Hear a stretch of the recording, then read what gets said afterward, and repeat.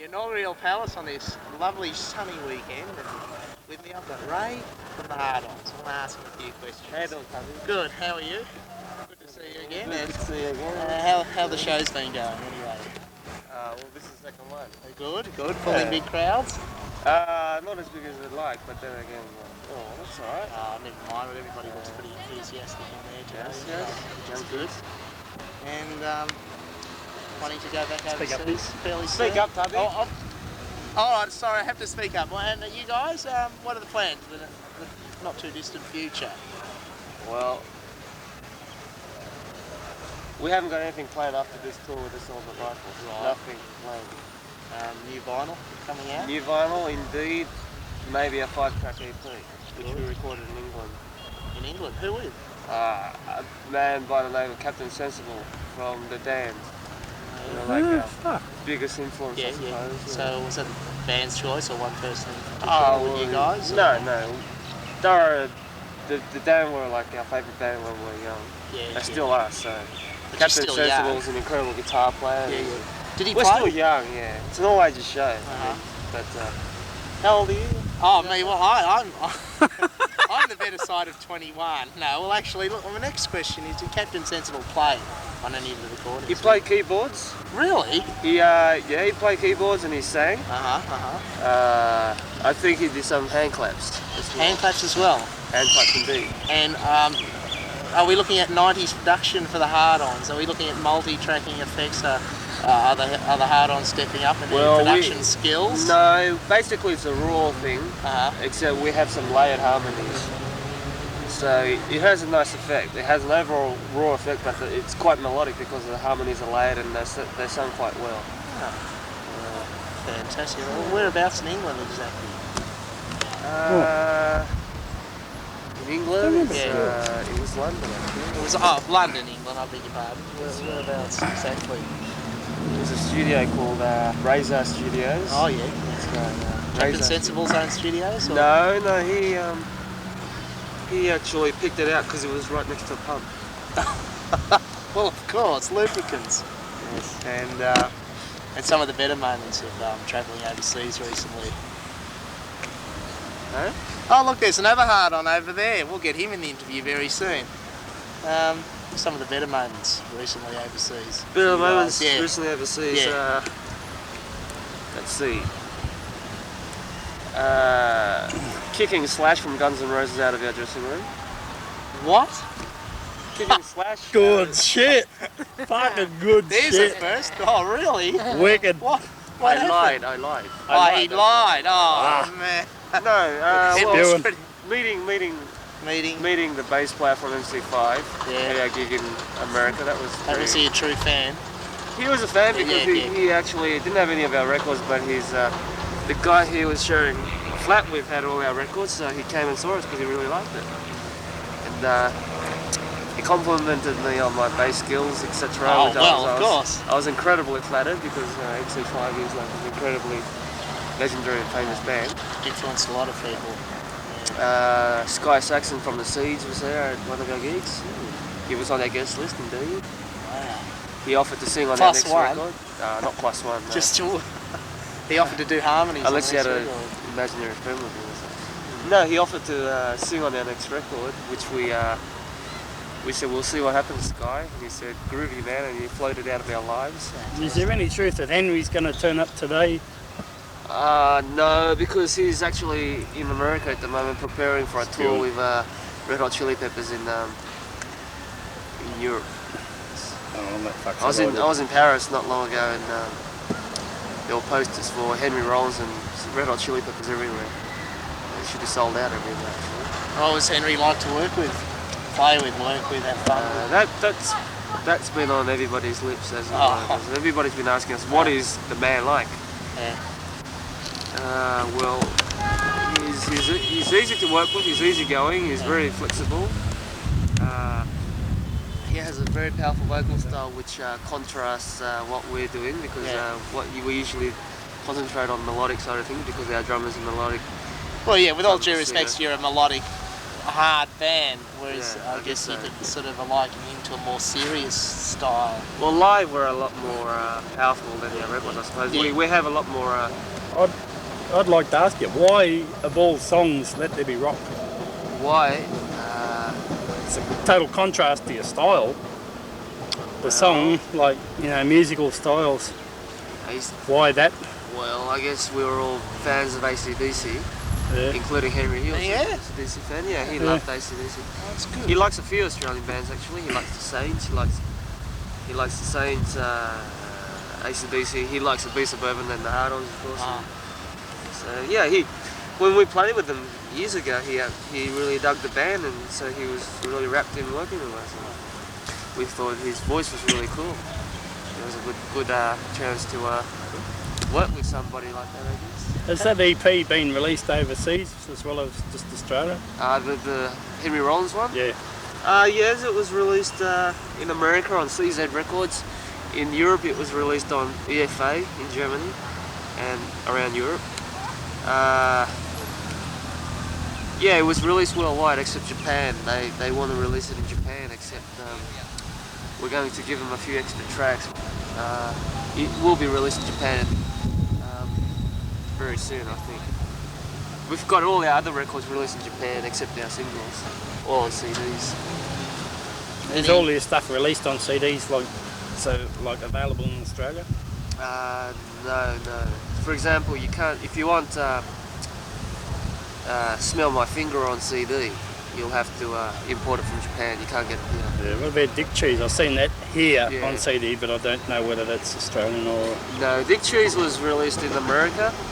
It was released in Europe. It was released in Japan, but it was never released in Australia on CD. It's ironic, I think. Yeah, well, I mean, it's hard for me to understand. You're signed to an Australian label, well, in Australia. Your stuff's released on an Australian label, but you can't buy the stuff on CD. Well, we sell a lot more CDs in Europe than here. We don't sell that many that CDs. the More same- people buy records here. More product-wise, like, doesn't matter, you know, vinyl.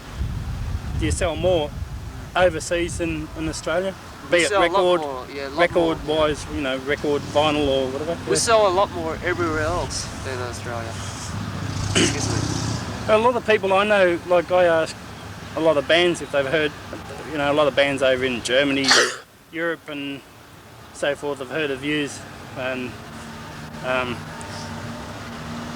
you're planning to tour over that way, you know, Europe or England, over America again soon? This year we hope to go to Japan and America. We probably won't go to Europe because we went there twice last year. So we'll probably go to Japan and America. We went to Japan last year. Yeah. It was really good, but it was only a 3-tour thing. We want to go there for maybe a bit longer. How do you find the audiences over there compared to Australia? In, like, say, in, you know, just for an example, say Germany. Have you played Germany? Yeah, we played Germany many times. Yeah. Well, how would you compare the German audience to Australian?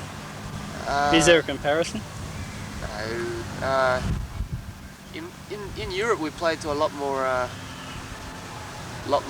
kids, I suppose, because there are a lot more all-ages shows. Yeah.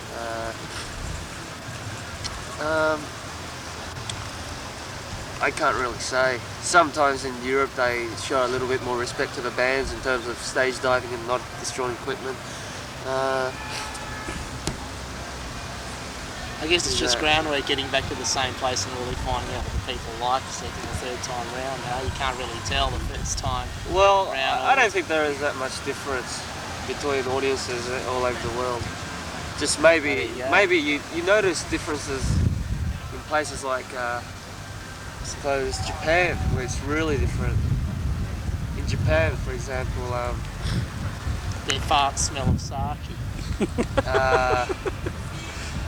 no, like in Japan, like we played the last gig in Tokyo, for example, there was 800 people, and in between songs nobody was saying a word. That's respect, isn't it? It was respect because they paid like 50 Australian dollars to get in, right? True. Yeah, and that's regular for a gig like that. So Of course, if you wanna go and see Extreme Noise Terror, you'd be paying $10 US to see them or something like that, because they want to go there and make no money and go back, and whereas we want to go there and be rich and come back. Fantastic. Well, I guess. Is that why you're in music, to be rich? That's probably the main reason to play in a band. Yeah, to be rich. Yeah. I mean, there's nothing better than prying those hard-earned dollars out of And get it out of the 10-year-old kids. Yeah, Yeah, it's damn just- right. Well, I your mean, what do you think- merchandising shows that. I mean, you've got at least 50 different forms of shirts, and it just shows me that you guys are squeezing. Are you happy with all your kids. recordings so far to date that you've made? Well, Or is there one that sticks out that you don't really particularly like? the one, yeah, well, I like most of them, but most of them have a raw garage sound. I think it's about time we stepped up a little bit and put out something a little bit more different than just basic garage recording. Something powerful, but It's a statement for each time. a little bit more interesting, I suppose. I think we've covered most grounds with our recordings. Maybe it is time to do something a little bit more different. I don't know. Get a different sound, for example, instead of that usual muddy sound. I seen the film clip for Sorry last night on Rage. It was on there, yeah. And was that recorded at the Big Day Out Festival in Sydney? Yeah, that it was. How Yeah, basically that was a guy with a camera following us for a weekend. That's what it was. How was that gig received? How was it like? What was it like playing with Nirvana? What did you think of Nirvana? I didn't see them that day, but I saw them before. I really love their record, Nevermind. I think that record Bleach is a pile of shit. But I think Nevermind is really great. Really, really great. I mean, the record of last year, really. Yeah. But I saw them live and they were okay. But you couldn't really expect more or less from them because they played the songs tightly. That was it. So I guess people got what they came for. Hear Nirvana play their songs tightly. Yeah. I don't know. Apparently they were a lot crazier before, like they used to smash the equipment and stuff like that. I don't know whether that's a good thing or bad thing. I mean, You're they talking played their songs before about- tightly and they got off the stage. What else can you ask for? Oh, I would have expected them to at least break one string. Yeah. Damn. You were talking before about stage diving during your gigs. How do you feel about stage diving? You know, kids I think or it's- people stage diving during your Stage shows. diving is fantastic because it's a release of energy, I suppose. It's like when you shake a champagne bottle, you know, the momentum of the build-up. That's right. It just builds up until the. Yeah, you can do it again though. Yeah. It's that kind of thing when you stage dive. I guess you're shaking this bottle of champagne and you're popping the cork out, as it were. Yeah. But I think people also have to take into consideration that. I think you have to consider the band's equipment because, as you would know, Tubby, being a muso, things like, for example, a Boss heavy metal pedal is what, $100 these days? Oh, minimum on a good trading day. Minimum, right? 1 year down the track, it runs Yes. out of warranty, and somebody, you know, am I allowed to swear on this? Yeah. If somebody fucks it up, then you know that's like money down the drain, really. And you can't really have things breaking down all the time. It ruins it for the other people because they're saying, "Hurry up, get on with it! Hurry up, get on with it!" You know, that kind of thing. And then you've got, on top of that, you've got expenses to outlay for broken equipment. Unless you're the biggest band in the world that gets everything endorsed, Well- including underpants, she'll go ahead and break it, you know. But if Yeah. you- And But, who would you consider the biggest band in the world? Like, I guess well, Nirvana. that's what you said. biggest band in the world is U2? definitely U2, the likes of U2. Steppenwolf cover band. Steppenwolf, Grateful Dead. Steppenwolf. They haven't been around for bloody since long as before you were born. Bought Born to Be Wild the other day. I thought it came out the other day. It's an 83 release, I believe. Oh. Born to Be Wild. But anyway, Yeah. they're gonna be the biggest band in the world. Oh, you forgot. Actually, I just thought of a band you should have mentioned. Festus Fanatics. Vistas Fanatics. That was a band you should have mentioned. That was one of the biggest bands in the world. Yeah, well, You forgot to mention basically, them. yes, we are. Were. Biggest band in terms of sheer size. Were. Yeah, Yeah, well, gross look at this singer. band. Absolutely. And look at the egos of the rest of the members. Oh. There you go. There's nothing wrong with It doesn't allow for me to actually be in this video, my own ego, but well. I'm sort of clocking myself to sort of put up And with you myself. said there was another member of the Hard-Ons coming. Where'd he go? He saw you and Saw ran. you and pissed off. Yeah, that'd be right. He ran the other Who way. was it? It was Blackie, but I don't know where he's gone. Oh well. Doesn't matter. Anyway, some more questions. Shit. You're doing some more vinyl soon, you said. Yeah, that's all. Or releasing some more vinyl soon. What, where, when? Let's not talk about vinyl. Let's talk about something else, because Well, vinyl's let's talk boring. about what you want to talk about. Yeah, vinyl's boring. Yeah. All right. Well, We what put out about? records all the time, and All right. sometimes. So how do you like Melbourne? Well, I think. You must like it. You come down here a lot. Yeah, we do come here a lot. Melbourne is a good place. To make money. Yeah, it's like I said, prying the $100 out of a 15-year-old's hands. There's nothing more pleasurable. Is Makes there? me feel good, Ray. Yeah, not surprised. Trying to bloody get in tonight. It's a bit woeful.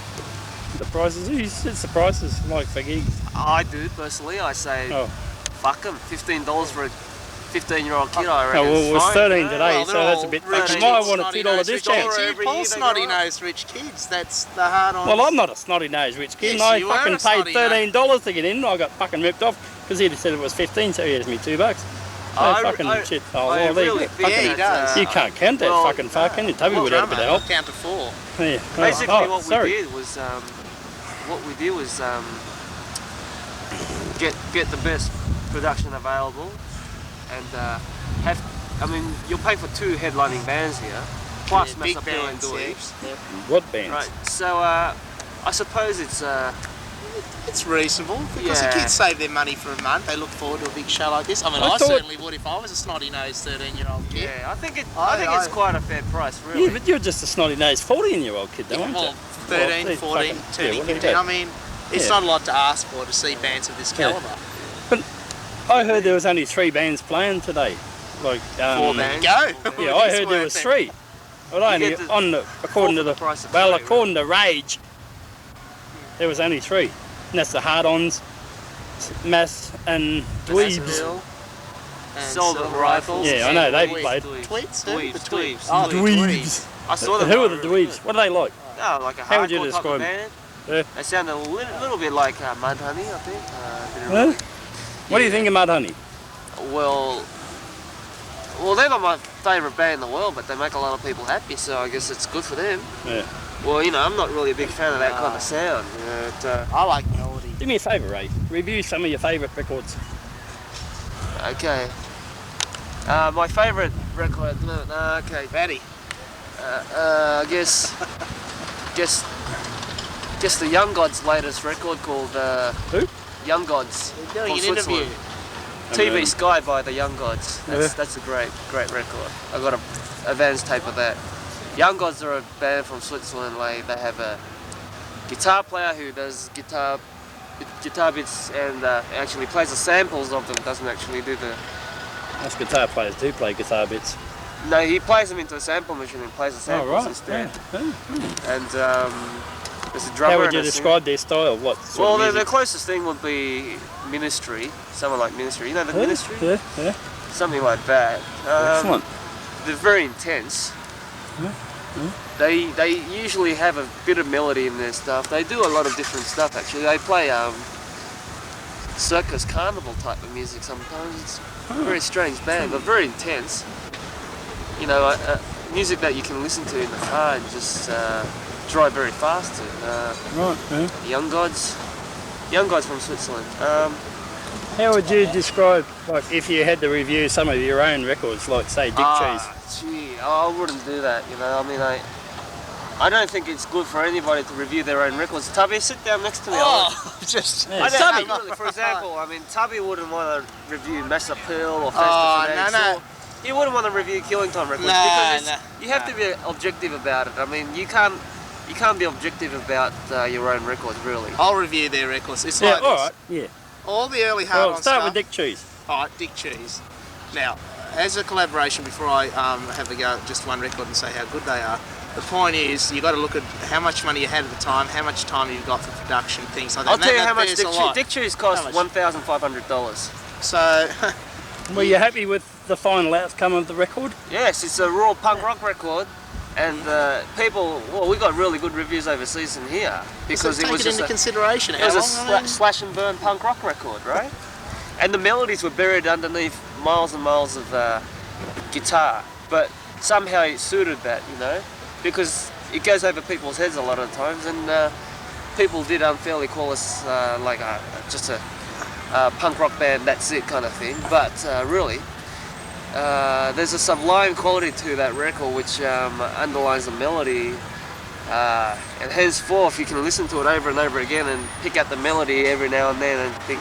There's at least 4 or 5 singles on the Dick Chews album. There are a few good melodic things on that record that goes over people's head on initial listening. Yeah. Nevertheless, though, I think it's a successful project. It stood the test of time. Look, it scrubs up well on CD. People are buying it again. Yeah, and you will never reproduce that bass sound again. The bass sound was like... Yeah. It was good. How many choruses and distortion units did you have actually? Well, I played it through a PV 15-inch speaker box and a PV 300 watt head, and I basically turned up the middle, turned up the bottom end, and turned down the treble, so it just sounds like... And everyone left the room and you played? Wow. Yeah, and I actually blew up the cone that day. Fantastic. Have you replaced it? I'd sold the amplifier, but before doing that I learned the amp to a band. Yeah. And of course I put the mesh on top, and when they gave it back to me, I said, the cone's blown up. And they said, and Julie, you? And they actually said, actually it was a band called The Mothers. I remember them. They gave me the amplifier back after that, and I said, look, the aluminium cone's blown up, you know, I have to replace the whole basket. You know, I said, you know, you don't have to replace the whole speaker system, you know, the magnet. But you'd like a new cone, you know. New basket, you know, you can't really replace the cone, you know. I said, give us a new basket, you know. $200 will do. They gave me $200, I was quite happy with that. It was like playing a gig really, prying out the fucking hard-earned dollars out of there. Well, they did have the honour of using your equipment, right? Yeah, exactly. So Tubby, tell me, how would you describe the Hard-Ons albums, like starting from, what was the first release? From Surfing on My Face. Oh, gee. No, not singles. EPs, LPs. Okay, the first one, Smell My Finger. Well, that was a pile of garbage. No, it wasn't. You didn't like Smell My Finger? No, it was good. It was I like the granny on on the front with the snot and a finger. That was cool fucking album. A single EP. I think it was a melodic attempt at Romanesque songwriting structures, and it has its moments in terms of melody, but I think it lacks an overall amount of balls in terms of the hummus. It's lacking hummus.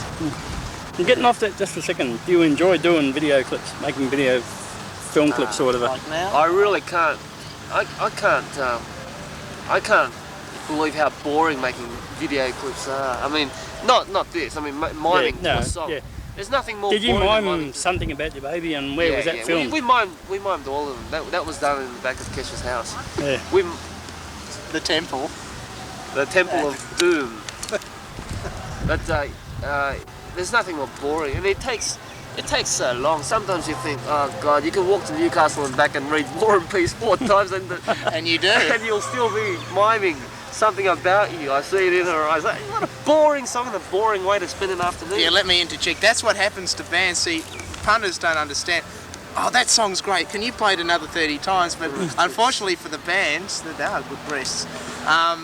When you learn a song and by the time you've recorded it, you've heard it so many bloody times. I mean, it's no fault of theirs, and you don't want to hear it anymore because it becomes dated so quickly, you know? Can you tell me about the film clip you done for Ruby's Mind? Oh, yeah, the initial one. How long? Yeah, done in a small dome. How many takes? How many takes? 1 whole day production. Cost about $6,000 all up, because that's including editing, splicing, you know, effects. So it was a pure budget clip. Were you happy with the outcome of it? Yeah, I was pretty happy with it. I thought it turned out better than the second one, which was a higher budget clip. Yeah. But basically, you can't really make competitive videos for under $10,000, I suppose. No, of course not. I can. But Oh, But what the hell? If you want to You put out can. something real shitty and raw I'll use that you. you're gonna Yeah, that's laugh me. about 10 years down the track, Yeah. and you can spend $1.5 grand, which is what we did. yeah, but the same thing is your videos suit your songs up to date. I don't know what you're going to do tomorrow. It's like the Tomorrow art we want to do production. Soundgarden. Oh, fine, you're going to get the 60,000 The at flying minimum. hair, the Oh. cut off denim jeans on Oh, stage. well, it's a good look. The darks, yeah. And one Damn day I'll right. grow a beard. Is there anything else you want to say before I cut this fucking thing off? Because I'm sick of filming you. What do you want to say? It's your interview. Go on, Ray. Are you? Here's a very mid-80s question. Are any of you vegetarians? It is a very mid-80s question. Blackie is a vegetarian, but Right. he was a vegetarian before the mid-80s. He was vegetarian in the 60s. He was a Right. vegetarian from birth. Or birth. Birth. From birth. Was he born, was he? He was born a vegetarian, indeed. Forced a vegetarian. Yeah. people He was die born of it. naked and a vegetarian. And Yeah, his most of parents us were. Yeah. Yeah. The doctor said, your son's a vegetarian. There's nothing you can do about it.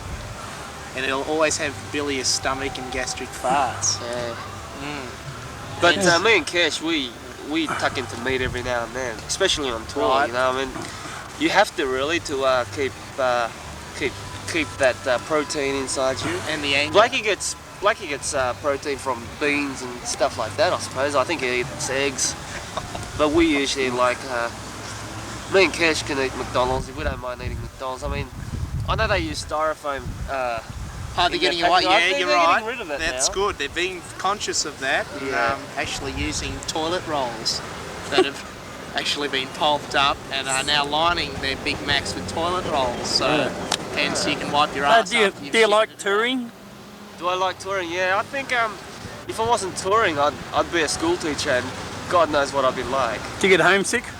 I don't get homesick. No, it's very hard to get homesick when you're touring. 'cause How it's can so you much get fun. homesick? Tubby, you live in fucking Melbourne.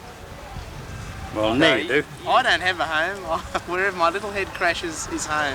You don't really get homesick when you're on tour because you have such a good time, and you just think about all the. I'm Yeah, sorry, right. That's all right. You're a that was hard the on. garlic. Yeah. Almost. Go for it. almost. All the hard-on dollars that are being pried out of people's hands, and you think Like- about it, and you go home, that is so far away. Hi, Jet. One other question. Quick. Are you rich? Are you rich? Big I interview. guess so. Tubby, would you say I was rich? I'd say you're richer than me. Yeah, I guess so. I did make a lot. He's of- richer than all of us. Who? He is. I'll tell him to get down here so I can interview him. Oh, Jeff's a great guy. He actually runs the Palace. The man that just ran well. off there. Yeah, well, that's why he's richer than you. Oh no, but he's rich at heart. That's what counts. Well, so am I suppose. Yeah. Yeah, Rich. right. Are you rich, Dave? Have you made a lot of money? What? Are you rich? Oh, yeah, that's why I'm standing here. Are you rich from all your recordings, sales-wise and all that shit, Well, Yeah, are you? Yes or no? I Make it simple for I'm you. not, Yes I'm or not no? rich. No, I'm not rich. I mean, Just uncomfortably wealthy. Well, you're not no, on a doll. I'm not on a dole, but I do have a hard life when you do think about it because I don't have regular income. Musos don't have regular No, income. they don't. Yeah. I mean, my jacuzzi, my Rolls Royce sprung a leak, and I can't afford to Oh, touch what? God, life's cruel. that. Yeah, so You're still going, Tubby? Yeah, my 3 Rolls are still rolling that's quite all right. nicely, yes. Oh, that's good. But otherwise, I'm poor. Yeah. I live in one of them. I have to live in a Rolls Royce. Yeah, but it's built like a Drink out of house, my isn't it? jacuzzi. It's shaped like a house, though, isn't it? Do you have a jacuzzi? in my Rolls, just in my Rolls. I don't have one in my your house. Rolls. Oh, right. Yeah. I don't have All one right. in the house. Well, have you got anything to say before I shut this up? Because I'm going to fall over in a I'd minute. like to do a brown eye. Who? Could I? Yeah?